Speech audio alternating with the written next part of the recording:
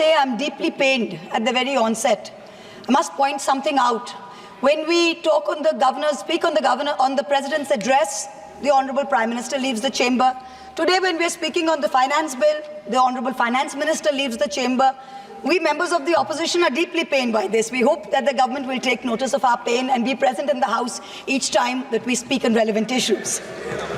Theodore Roosevelt, the 26th President of the United States, had said, in any moment of decision, the best thing you can do is the right thing. The next best thing you can do is the wrong thing. And the worst thing you can do is nothing.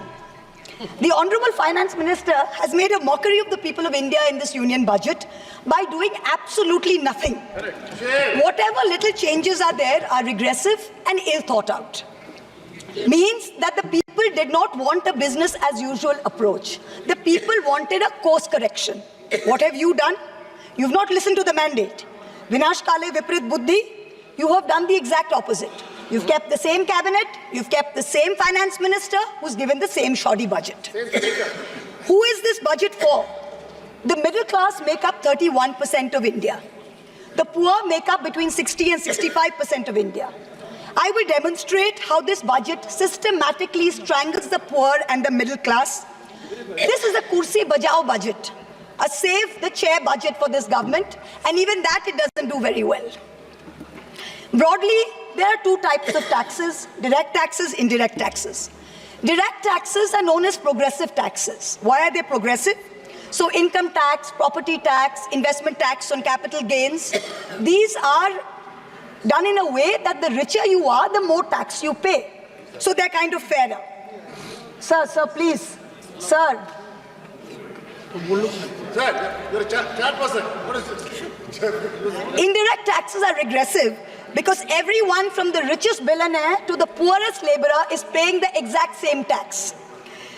So GST, duties on petrol, duties on diesel are all indirect taxes. When we strive for a fair and equitable economy, we must have the balance of direct taxes and indirect taxes right.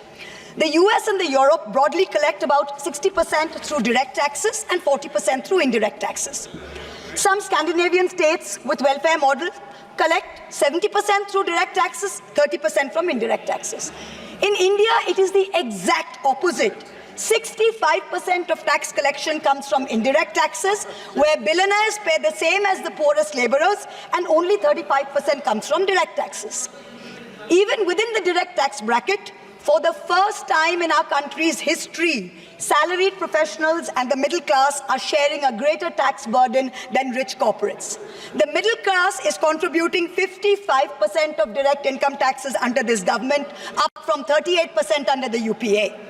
The richest corporates in India today contribute only 45% of direct taxes. Not only is the middle class being taxed, but now with this budget, the savings of the middle class have also been taxed with removal of indexation and with a rise in the short-term capital gains. Investors who've made more than 11% return, we've done the calculation, that's about the threshold rate. If you have made more than 11% returns, so if you've made higher returns, then this new tax regime with the removal of indexation has happened is good for you. Now, people like our parents, pensioners, salaried middle class, risk-averse people who invested in gold, in property, in debt mutual funds, the removal of indexation has harmed them disproportionately. So the middle class has lost out.